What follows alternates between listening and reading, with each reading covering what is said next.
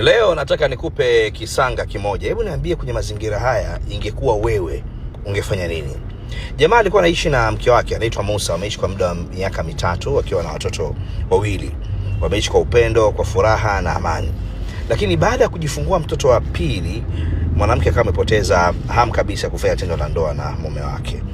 Kwa mume akaitambua ile hali. Unajua yule mwanamke ambaye alikuwa ukirudi anajiandaa kwa ajili yako, afu ile hali nakuta huioni tena mpaka uombe, wakati mwingine ulazimishe. Mwanaume akaiona ile hali, alichokifanya akatafuta mahusiano mengine nje, mchepuko.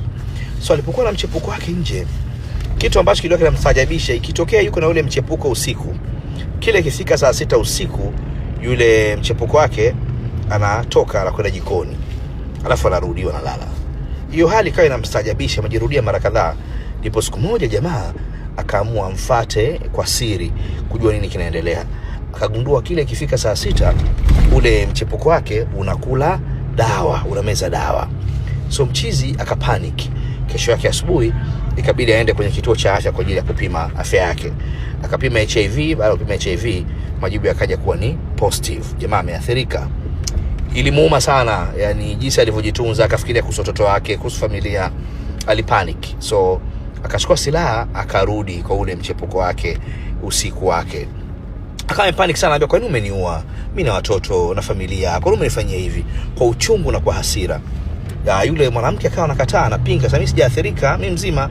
Mara ya mwisho nimepima, akamwambia hapana, mimi mwenyewe pia mara ya mwisho nimepima kabla chaanza mahusiano na wewe.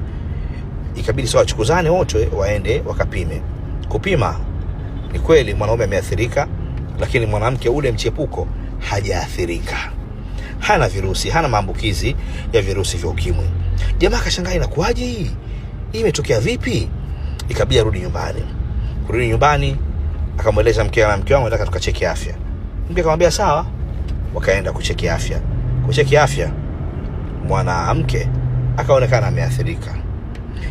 Kilichotokea ni kwamba mke wa jamaa ndiyo alikuwa amemwambukiza virusi vya ukimwi mchizi. Binafsi nilipata shule kwamba si kila mchepuko ni malaya, na si kila aliyekuwa kwenye ndoa ni mwaminifu. Kwenye mazingira haya ungefanyaje? Wewe nakuuliza kwenye comment.